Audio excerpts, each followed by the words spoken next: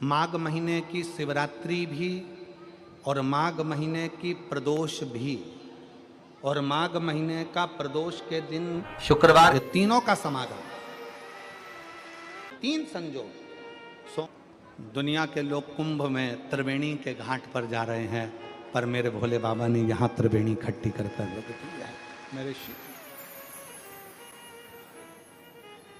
एक निवेदन सभी श्रोता बहन भाइयों से, कथा आस्था चैनल पर जो सुन रहे हैं, फेसबुक यूट्यूब पर जो सुन रहे हैं और पंडाल में बैठकर जो सुन रहे हैं, जिस दिन दिल से हारो ना,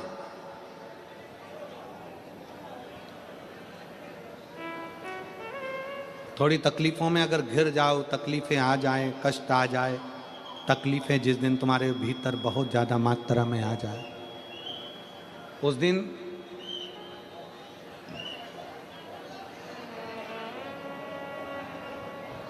तीन बेलपत्र, एक बेलपत्र में पीला चंदन, बीच वाली पत्ती। जिस दिन तुम्हें लगे कि मैं बहुत दुखी चल रही हूं और मेरा काम हो ही नहीं रहा, बहुत तकलीफ की जिंदगी चल रही है, कोई हाथ पकड़ने वाला नहीं है, कोई संभालने वाला नहीं है और बहुत तकलीफ हो रही है, बहुत तकलीफ। उस समय पर एक बेलपत्री के बीच वाली पत्ती पर पीला चंदन, दूसरी पत्ती पर लाल चंदन और तीसरी पत्ती पर 11 चावल गीले, पानी में उसको थोड़ा सा भिगो लें या धो लें, 11 चावल गीले शिव जी की उस पत्ती पर रखें। सबसे पहला पीला चंदन का बेलपत्र, दूसरे नंबर पर लाल चंदन का बेलपत्र, तीसरे नंबर पर जो 11 चावल आपने धोकर रखे हैं वो हाथ की हथेली में रखना है और हाथ की हथेली में रखकर अपनी कामना कर कर भगवान शंकर से विनय कर कर पंचाक्षर मंत्र नमः शिवाय या षडाक्षर मंत्र ओम नमः शिवाय या श्री शिवाय नमस्तुभ्यम बोलकर उस बेलपत्र पर सीधे हाथ में रखकर उल्टे हाथ का स्पर्श कर कर बाबा से अपने मन के भाव कहकर शंकर के शिवलिंग पर उसे समर्पित कर दीजिए। एक ही लोटा जल, जहां से जल बहता है अशोक सुंदरी वाली जगह, एक ही लोटा जल, जहां से जल बहता है उस जल बहने वाली जगह पर 3 बार उस जल को अपनी कामना कर कर श्री शिवाय नमस्तुभ्यम या पंचाक्षर मंत्र या षडाक्षर मंत्र बोलकर 3 बार उस स्थान पर गिरा दीजिए। गिराने के बाद में बाबा से विनय कर कर अक्षत वाली जो बेलपत्र है, एक बेलपत्र और एक अक्षत उसमें से अपने लिए लेकर आ जाओ। उसको 2 महीना 3 महीना अपने घर में रखिए। जितना भी दुख है धीरे धीरे बाबा समाप्त कर कर खुशियां घर में लेकर आता ही है। दुख समाप्त होगा, खुशियां घर में आएगी जरूर।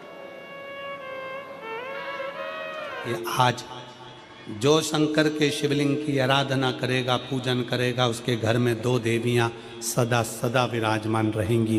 पहली सरस्वती, दूसरे नंबर पर लक्ष्मी उनके घर में सदा विराजमान। सरस्वती और लक्ष्मी। एक देवी का फूल होता है, शायद मुझे उम्मीद है कि आप सब जानते होंगे। एक देवी का फूल होता है जिसको जायसोन या गूलर का फूल भी कहते हैं, घंटी वाला फूल भी कहते हैं, लाल कलर का होता है।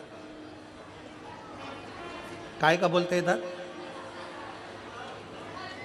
गुड़ल, गुड़र का फूल, जायसोन का फूल लाल कलर का होता है, जिसमें घंटी निकली रहती है एक छोटी सी, उसमें पीले पीले पीले पीले दाने रहते हैं।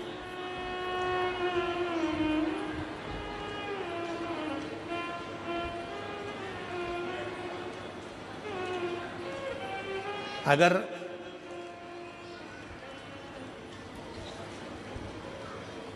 मान लो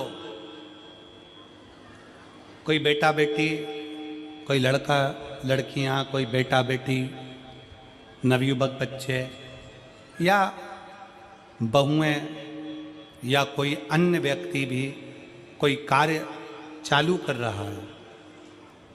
मान लो कोई कार्य आप चालू कर रहे हैं, एजुकेशन के लिए बढ़ रहे हैं, या आपने कोई लक्ष्य बनाया है कि मुझे इस कंपटीशन एग्जाम में बैठना है, इस कंपटीशन एग्जाम में बैठना है और मेरा इसमें पास होना जरूरी है, और मैं जो चीज पढ़ती हूं ना मैं भूल जाती हूं, मैं अध्ययन करता हूं और भूल जाता हूं। कई माताएं भी ऐसी हैं 40, 45, 50 साल, 60 साल की हो गई, 60, 70 साल की हो रही हैं, कई बार कह देती हैं मेरी याददाश्त ठीक नहीं है, मैं कोई सामान रखती हूँ भूल जाती हूँ, मेरी याददाश्त में नहीं रहती।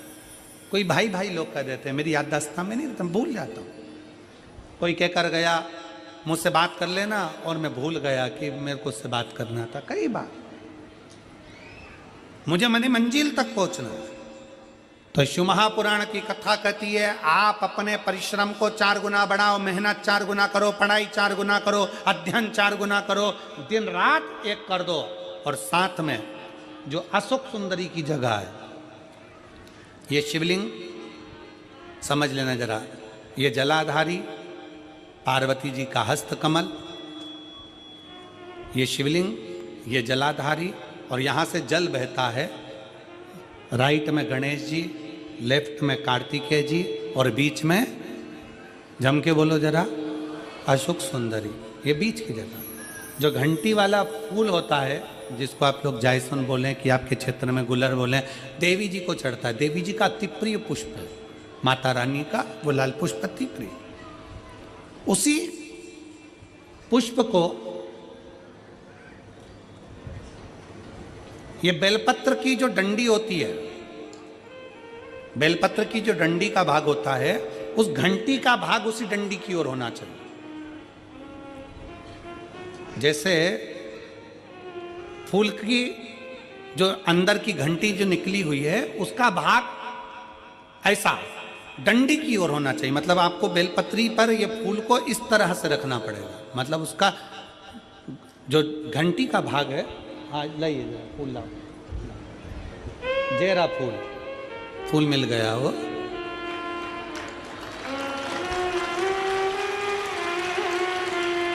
फूल मिल गया।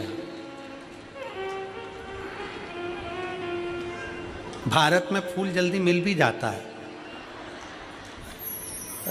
मिल गया। अब ये फूल और इस फूल की जो घंटी का भाग है वो इस डंडी की ओर हो, हमारे डंडी के साइड। अपनी कामना कर कर, अपना नाम और गोत्र का स्मरण कर कर, शिव जी से अपने मन का भाव बोलकर इस फूल को और इस बेलपत्र को 12 महीने शिवरात्रि पड़ती है। किसी भी शिवरात्रि पर अशोक सुंदरी वाली जगह पर, शंकर के शिवलिंग की ओर जो अशोक सुंदरी की जगह है, वहाँ पर डंडी और घंटी का मुख शिवलिंग की ओर होते हुए उस बेलपत्र को समर्पित करो। कब करना है? पहले 1 लोटा जल समर्पित कर कर, फिर ये बेलपत्र अपनी कामना कर कर, बाबा से विनय कर कर, बाबा मेरा ये कंपटीशन एग्ज़ाम है, मैं पढ़ूंगी, 4 गुना मेहनत करो, अध्ययन करो, अच्छी पढ़ाई करो, दिल से पढ़ो, रात दिन एक कर दो, और 1 घंटी का पुष्प, 1 बेलपत्र, जब तक तुम्हारा एग्ज़ाम ना आए, 4 महीना, 5 महीना, 3 महीना, प्रत्येक शिवरात्रि, हर महीने शिवरात्रि आती है, प्रत्येक शिवरात्रि पर समर्पित करो। आप अपने लक्ष्य तक पहुंचोगे ही, कोई रोक नहीं सकता। आप अपने लक्ष्य तक, अपनी मंजिल तक पहुंचे ही जाओगे। बोल बम का नारा है।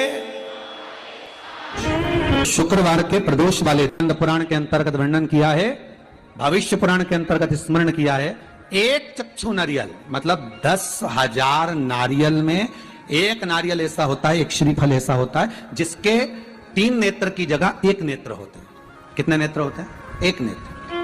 श्रीफल जो नारियल आप कलश पे रखते हो, जो नारियल आप मंदिर में ले जाते हो, पूजन करते हो, तो 3 चक्षु नारियल, 3 नेत्र वाला नारियल, अर्थात नारियल की जहां जटा होती है उसके 3 नेत्र होते हैं, 3 चक्षु होते हैं, और 1 चक्षु वाला, 1 नेत्र वाला 10 से 15 हजार श्रीफल में, नारियल में एक नारियल ऐसा होता है जिसका 1 नेत्र होता है, उसमें 3 नेत्र नहीं होते, एक चक्षु होता है। तो महाराज शिव पुराण कहती है, स्कंद पुराण कह रही है कि 1 चक्षु जो नारियल होता है उसको शुक्रवार का जब प्रदोष पड़े, जिसको कहते हैं शुक्र प्रदोष, कौन सा प्रदोष होना चाहिए? शुक्रवार का प्रदोष। तो शुक्रवार के प्रदोष वाले दिन उस नारियल को एक बेलपत्री के साथ में महाराज अंदर तिजोरी में या अलमारी में, या आपकी जहां बरकत होती है, दुकान का जहां व्यापार व्यवसाय चलता है, अलमारी होती है या गुल्लक होती है या तिजोरी होती है या अलमारी होती है, उसमें उसको रख दिया जाता है। कब रखना है? शुक्रवार का प्रदोष के दिन। और शुक्र प्रदोष के दिन उसको रखने के बाद में दूसरा दिन, अर्थात शुक्र प्रदोष के दिन रख दो और शनिवार के दिन उसको निकाल लो, और निकालने के बाद उसको पूरे घर में घुमाने के बाद में श्री गणेश जी के मंदिर में, जो भी तुम्हारे घर में, तुम्हारे गांव में, तुम्हारे नगर में जो गणेश जी का मंदिर हो, उस मंदिर में ले जाकर उसको रखी आइए। वहां से मात्र 1 दुर्बा लेकर आइए, गणेश जी महाराज की चढ़ी हुई केवल 1 दुर्बा, और उस दुर्बा को दरवाजे की देहली पर छुलाकर उस दुर्बा को अपनी अलमारी में, अपनी तिजोरी में उसी दिन रख दो जिस दिन लेकर आयो महाराज। कभी जिंदगी में लक्ष्मी की कमी नहीं आ सकती, पर होना चाहिए 1 चक्षु नारियल। कभी संपदा की कमी नहीं आ सकती, कभी आपको नीचे की ओर नहीं जा सकते, आप उन्नति की सीढ़ी पर ही चढ़ोगे, अगर नहीं बढ़ो आगे ही बढ़ो। तो 1 चक्षु नारियल, तो जीवन का आनंद सुख। तो उसी तरह शंकर को पाना, शिव का स्मरण करना या शंकर का अनुमोदन करना। महाराज 1 चक्षु नारियल हो, और वो 1 चक्षु नारियल जिसके 1 नेत्र हो, और वो नारियल अगर शुक्रवार की प्रदोष हो और प्रदोष काल में उसको अलमारी में, तिजोरी में रखा जाए बेलपत्र के साथ, और उसी श्रीफल को दूसरे दिन गणेश जी के मंदिर में संपूर्ण घर में, व्यापार में घुमाकर रखा जाए, वहां से मात्र 1 दुर्बा लाकर रखी जाए, कभी संपदा की कमी नहीं आ सकती। ये उसी तरह प्रदोष का दिन, प्रदोष काल का समय, भगवान शंकर प्रदोष के दिन, प्रदोष काल में अपने भक्तों के घर पर नंदी के कान में जो बोल कर जाता है, शिवजी नंदी पर बैठकर उस भक्त के दरवाजे पर उसका कल्याण करने के लिए प्रदोष के दिन, प्रदोष काल में पहुंचते हैं। हर हर। लोगों में से कोई काशी गया होगा,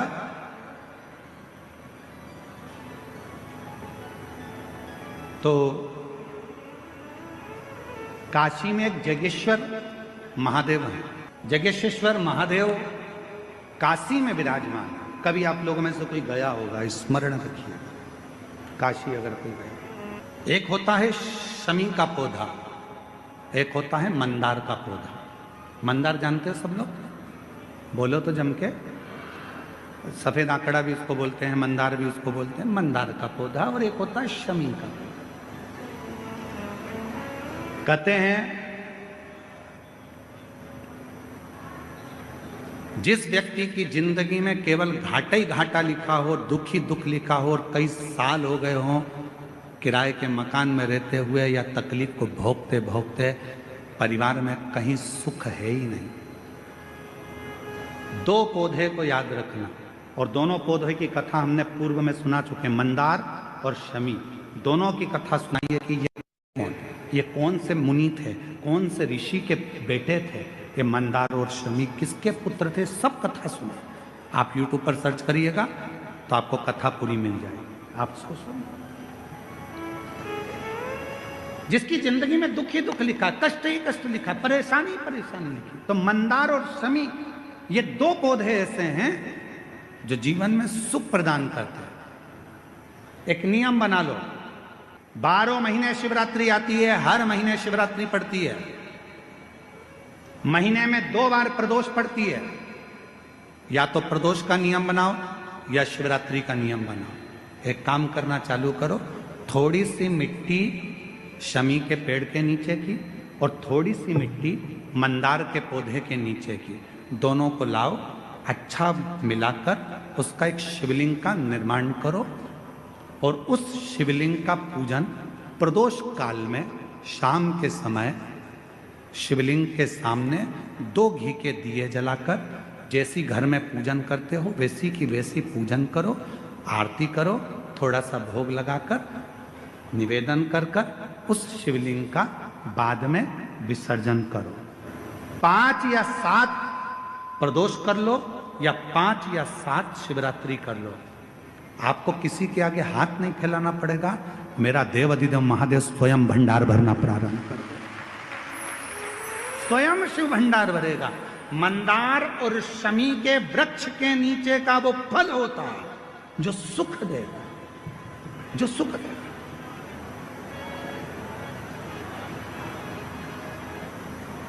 जो हमें आनंद प्रदान करता है। मंदार मतलब आप लोग जानते हो, वो सफेद आंकड़े की जो जड़ होती है, आंकड़ा होता है, उसके छोटे छोटे फूल होते हैं मंदार के, भगवान शंकर को चढ़ते हैं। और शमी की पत्ती तो आप लोग जानते ही हो, शमी का पत्र, इसके पौधे के नीचे और उसके पौधे, इसका वृक्ष और उसके वृक्ष के नीचे की थोड़ी थोड़ी मिट्टी प्रदोष काल में या तो प्रदोष हो या शिवरात्रि हो, दोनों को मिलाकर उसका शिवलिंग बनाकर उसकी आराधना, उसकी आराधना। अभी हम कथा में एक बड़ा सुंदर व्याख्यान बताएंगे। जब घर में एक बीमार होता है, दूसरा ठीक होता है, दूसरा बीमार होता है, तीसरा ठीक होता है, उसका भी स्मरण इसमें मंदार और शमी के पौधे के नीचे की मिट्टी का वर्णन।